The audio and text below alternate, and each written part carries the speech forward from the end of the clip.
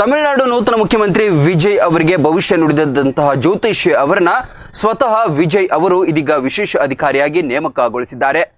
ಈ ವಿಚಾರದ ಕುರಿತಾಗಿ ಪರ ವಿರೋಧಗಳು ಬಹಳಷ್ಟು ಚರ್ಚೆ ಆಗಿದೆ. ಸರ್ಕಾರದ ವಿಚಾರದಲ್ಲಿ ಜ್ಯೋತಿಷಿಗಳು ಯಾಕೆ ಎಂಬಂತಹ ಮಾತುಗಳು ಕೂಡ ಕೇಳಿ ಬರ್ತಾ ಇದೆ.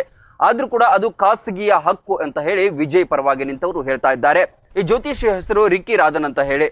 ಎಲ್ಲಾ ಜ್ಯೋತಿಷಿಗಳು ಕೂಡ ಬಹುತೇಕವಾಗಿ ಭವಿಷ್ಯವನ್ನ ನುಡಿದಿದ್ರು. ವಿಜಯ್ ಅವರು 2 ರಿಂದ 3 ಕ್ಷೇತ್ರಗಳನ್ನ ಗೆಲ್ತಾರೆ ಅಂತ ಕೆಲವರು ಹೇಳಿದ್ರು. ಇಲ್ಲ ಅಂತ ಹೇಳಿದ್ರೆ ವಿಜಯ್ ಅವರ ಪಕ್ಷ ಜಯಬೇರಿ ಬಾರಿಸುತ್ತೆ ಅಂತ ಕೆಲವರು ಹೇಳಿದ್ರು. ಆದ್ರೆ ಈ ರಿಕ್ಕಿ ರಾಧನ್ ಎಂಬಂತಹ ಜ್ಯೋತಿಷಿ ಅವರು ವಿಜಯ್ ಅವರು ಬಹುತೇಕವಾಗಿ ಭರ್ಜರಿ ಗೆಲುವನ್ನ ಸಾಧಿಸ್ತಾರೆ, ಅಲ್ಲದೆ ಪಕ್ಕಾ 100ಕ್ಕೆ 100 ಅವರು ಮುಖ್ಯಮಂತ್ರಿಗಳು ಆಗ್ತಾರೆ ಅಂತ ಹೇಳಿ ಭವಿಷ್ಯವನ್ನು ನುಡಿದಿದ್ರು.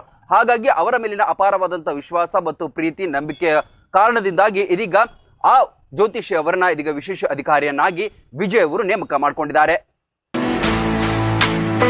ಆ ನೋವು ಈ ನೋವು ಅಂತ ಆಸ್ಪತ್ರೆಗಾಗಿ ಅಲೆದಾಡ್ತಿದ್ದೀರಾ? ವಿಪರೀತ ಖರ್ಚು ಮಾಡಿ ಚಿಂತೆ ಮಾಡ್ತಿದ್ದೀರಾ? ಚಿಂತೆ ಯಾಕೆ?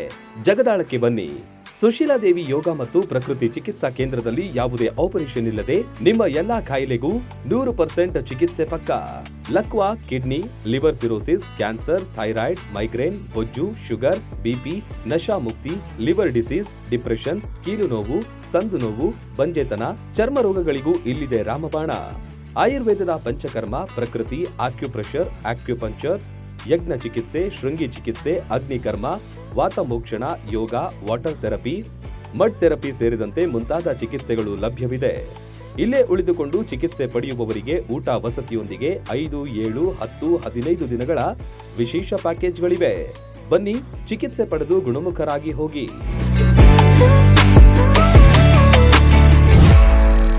ರನ್ ಟಿವಿ ನ್ಯೂಸ್ ವಿಡಿಯೋಸ್ ನೋಡಲು ಸಬ್ಸ್ಕ್ರೈಬ್ ಮಾಡಿ, ಬೆಲ್ ಐಕಾನ್ ಪ್ರೆಸ್ ಮಾಡಿ.